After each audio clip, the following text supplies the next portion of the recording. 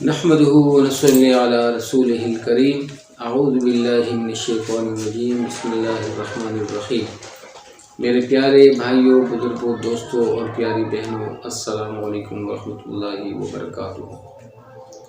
امید کرتا ہوں کہ آپ سب لوگ خیریت سے ہوں گے اور آپ سب لوگوں کی خیریت اللہ کریم سے نیک مطلوب ہوں، اس دعا کے ساتھ کہ آپ جہاں کہیں بھی ہیں اللہ تعالیٰ آپ سب لوگوں کو اپنی اولاد کے ہمراہ ہمیشہ خوشیوں والی زندگی نصیب فرمائے اور ہر قسم کے دکھ درد سے اللہ پاک آپ لوگوں کو محفوظ اور دور رکھے، آمین ثم آمین۔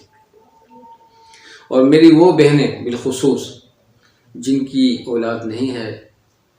تو اللہ تعالیٰ ان کو بھی اپنے خزانوں سے نیک و صالح اولاد عطا فرمائے، ان کی آنکھوں کی ٹھنڈک ہو، آمین۔ تو آج کی اس پروگرام میں جو اسٹار گروپ ٹی وی کی جانب سے پیش کیا جا رہا ہے، اس پروگرام میں ایک مختصر سا عمل کے بارے میں آپ لوگوں کو دعوت دیتا چلوں، اور وہ مختصر سا عمل جو ہے وہ کیا ہے، وہ محمد مصطفیٰ صلی اللہ علیہ وسلم کی سنت طریقے سے وابستہ ہے کہ آپ صلی اللہ علیہ وسلم نے فرمایا کہ جب بھی آپ لوگ کھانا کھاؤ تو ہمیشہ مل بیٹھ کے کھانا کھایا کرو، ہمیشہ ایک دوسرے کا اکرام کرتے ہوئے چلو، ہمیشہ ایک دوسرے کا احترام کرو اور ہمیشہ ایک دوسرے کی رسپیکٹ کرتے ہوئے چلو، اسی میں آپ لوگوں کے لیے فلاح ہے اور اسی میں ہی آپ لوگوں کے لیے کامیابی ہے۔ تو حضرت محمد مصطفیٰ صلی اللہ علیہ وآلہ وسلم ایک مرتبہ حضرات اصحاب اکرام کو مسجد نبوی صلی اللہ علیہ وسلم میں بٹھائے ہوئے دعوت دے رہے تھے اور ان کو سمجھا رہے تھے۔ اس ٹائم مسجد نبوی صلی اللہ علیہ وسلم کی جو دیوار تھی، جو مسجد نبوی صلی اللہ علیہ وسلم کی جو عمارت تھی، وہ چونکہ پرانے زمانے کی تھی، کچی تھی اور ان کی دیواریں چھوٹی چھوٹی ہوا کرتی تھیں اور بیچ میں صفوں کی جگہ پہ کنکریاں بچھی ہوئی تھیں، ٹھیک ہے نا جی۔ تو آپ صلی اللہ علیہ وسلم نے حضرات صحابہ کرام کو وعظ نصیحت کرنے کے دوران کرتے کرتے ایک بات کی نشاندہی کی کہ دیکھیں آج میں آپ لوگوں کو ایک بہت کام کی بات بتاؤں،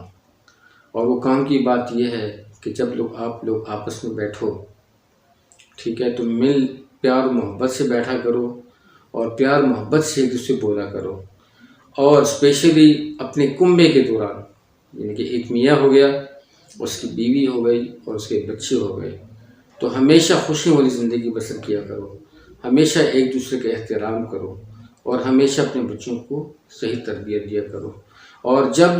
بھی آپ لوگ کھانا کھاؤ تو مل بیٹھ کے کھانا کھایا کرو، ٹھیک ہے نا، اکیلے ہو کے کھانا مت کھایا کرو، بلکہ بچوں کو اکٹھا کیا، اپنے بیوی بچوں کے ساتھ مل بیٹھ کے کھانا کھایا کرو بھی ہوتی ہے۔ اس سے آپ لوگوں کو ایک زبردست قسم کا اتفاق کا سبق، یونٹی کا سبق بھی ملے گا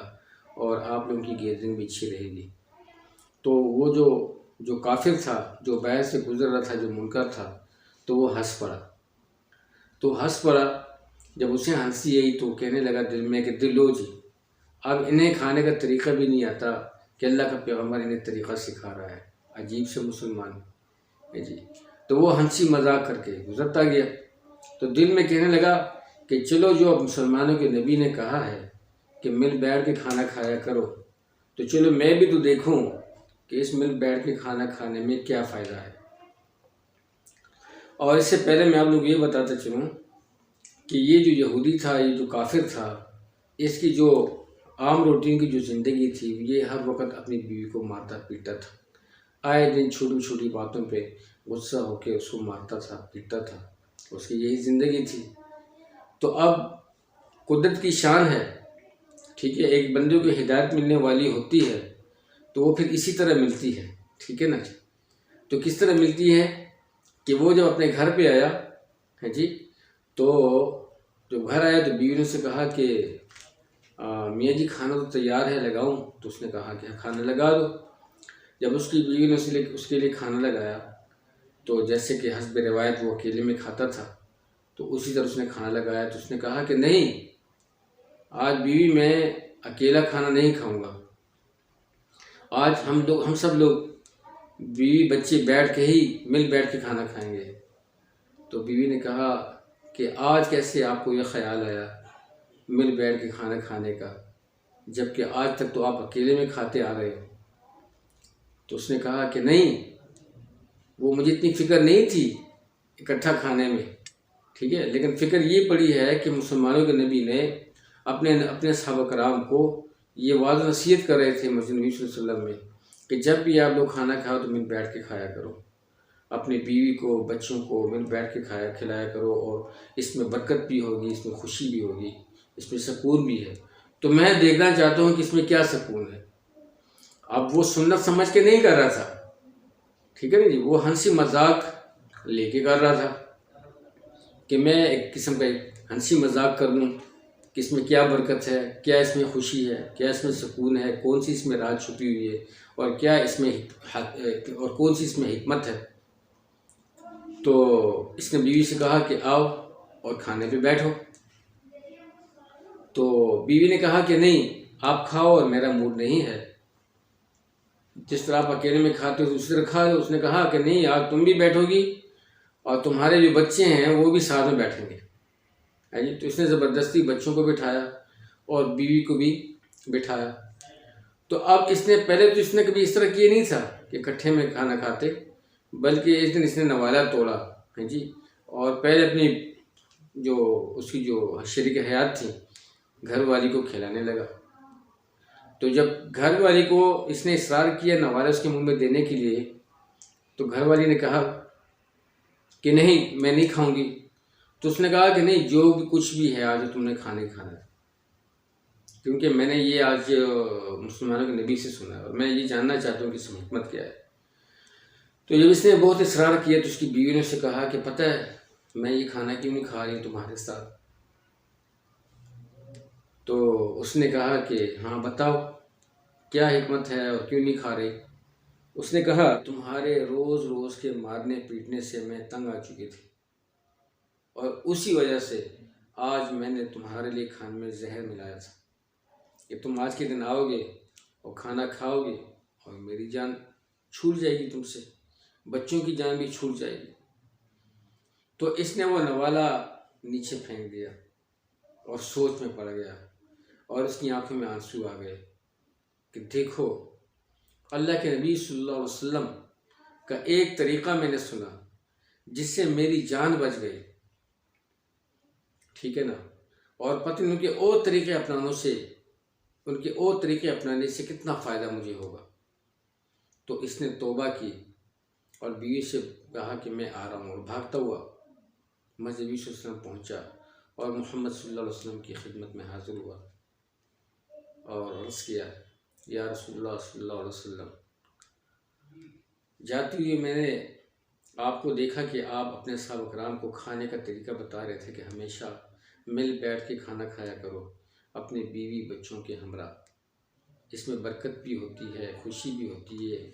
اور اس میں سکون بھی ہے، اس میں بہت بڑی حکمت چھپی ہوئی ہے۔ تو میں نے ہنسی مذاق پہ وہ جو ہے نا، جو آپ کا جو طریقہ تھا اس کا ہنسی مذاق کے بطور پہ میں نے اس کو یوٹیلائز کیا، کہ میں نے کہا کہ میں بطور عمل میں نہیں کرنا چاہ رہا تھا بلکہ بطور مذاق کر رہا تھا، اور اس طریقے کی وجہ سے میری جان بخشی گئی ہے اور میں بچ گیا۔ میری بیوی نے کھانے میں زہر ملایا ہوا تھا اور میری زندگی کی ترتیب یہ تھی۔ تو یا رسول اللہ صلی اللہ علیہ وسلم، آپ مجھے کلمہ پڑھائیے تاکہ میں مسلمان ہو جاؤں اور ایمان لے کے آؤں، ٹھیک ہے۔ تو محمد صلی اللہ علیہ وسلم نے اس کو ہدایت والا کلمہ پڑھایا اور وہ مسلمان ہو گیا، ٹھیک ہے۔ اور پھر اس نے اپنے بیوی بچوں کو بھی پیش کیا اور وہ بھی ایمان لے کر آئے۔ تو دیکھیں اس واقعے سے، یہ جو چھوٹا سا واقعہ تھا، مختصر سا واقعہ تھا، اس سے ہمیں کتنا بڑا سبق ملتا ہے جی، کہ ایک بندے کی جان بچتی ہے اکٹھا کھانا کھانے سے۔ آج ہم لوگ غیروں کے طریقے پہ چل پڑے ہیں، تو جب لوگ اللہ کے احکامات کو توڑ کر محمد صلی اللہ علیہ وسلم کی سنت کے طریقے چھوڑ کر ان پہ غیروں کے طریقوں کو پرائیورٹی دے، تو پھر پتہ کیا ہوتا ہے، پھر اللہ تعالیٰ ان پہ اثر ڈال دیتا ہے، اور پھر جو ہے نا ان کی ہلاکت میں کوئی کسر بھی نہیں رہتی، پھر وہ ہلاک ہو جاتے ہیں، ٹھیک ہے۔ تو اس سے ہمیں یہی سبق ملتا ہے اس چھوٹے مختصر سے واقعے سے، کہ ہم لوگ ہمیشہ بیٹھ کے خوشیاں بانٹیں، اپنی بیوی بچوں کے ساتھ بیٹھ کے محبت سے، پیار سے، ٹھیک ہے نا، پیش آئیں، اور ہمیشہ اکٹھا ہو کے کھانا کھائیں، اور کوشش کریں کہ ایک ہی تھالی میں کھائیں، اس میں بہت بڑی برکت ہوتی ہے، اکرام کے ساتھ، تواضع کے ساتھ، سکون کے ساتھ، ٹھیک ہے۔ تو امید ہے کہ انشاءاللہ والعزیز ہم مستقبل قریب میں اسی طرح کریں گے۔ اور محمد صلی اللہ علیہ وسلم کے اس مبارک طریقے پہ عمل کرتے ہوئے ہمیشہ اس پہ زندگی گزاریں گے اور انہی طریقوں پہ عمل پیرا ہوں گے، اور اپنے یاروں دوستوں کو بھی ایسے واقعات سے آگاہ کریں گے، ان کے ساتھ ایسے واقعات شیئر کریں گے، تاکہ اس میں بڑا فائدہ یہ ہے کہ ہم شیئر کریں گے تو ہمیں بھی فائدہ ہوگا اور آپ لوگوں کو بھی فائدہ ہوگا۔ تو میرے بیان کرنے کا مقصد یہی ہے کہ آپ لوگ ان واقعات کو اپنے ساتھیوں اور دوستوں میں شیئر کرو اور سب کو آگاہ کرو، اپنی زبان سے آگاہ کرو، بطور ویڈیو آگاہ کرو، ٹھیک ہے؟ جس طریقے سے ممکن ہو آپ دعوت چلاؤ اور دین کی محنت کرنے والے بنو، شاید ہمارے چھوٹے سے عمل سے کسی کی زندگی بچ جائے یا بن جائے، ٹھیک ہے، اس کا بیڑا پار ہو جائے، تو ساتھ میں ہمارا بھی بیڑا پار ہو جائے گا۔ اللہ تعالیٰ ہم سب کو دنیا اور آخرت کی خوشیاں نصیب فرمائے، اور اللہ تعالیٰ میں آخر میں وہی دعا کروں کہ اللہ تعالیٰ آپ سب لوگوں کو ہر قسم کے دکھ درد پریشانیوں سے دور فرمائے، اور اسپیشلی میرے جو بین ملک مسلمان بہن بھائی بیٹھے ہوئے ہیں، اللہ تعالیٰ ان کو خوشحال رکھے اپنے بچوں کے ہمراہ، اور جو اندرون ملک ہیں ان کو بھی اللہ تعالیٰ ہمیشہ خوشحال رکھے، اور جو بے اولاد ہیں اللہ تعالیٰ ان کو نیک و صالح اولاد سے نوازے۔ تو السلام علیکم و رحمۃ اللہ وبرکاتہ۔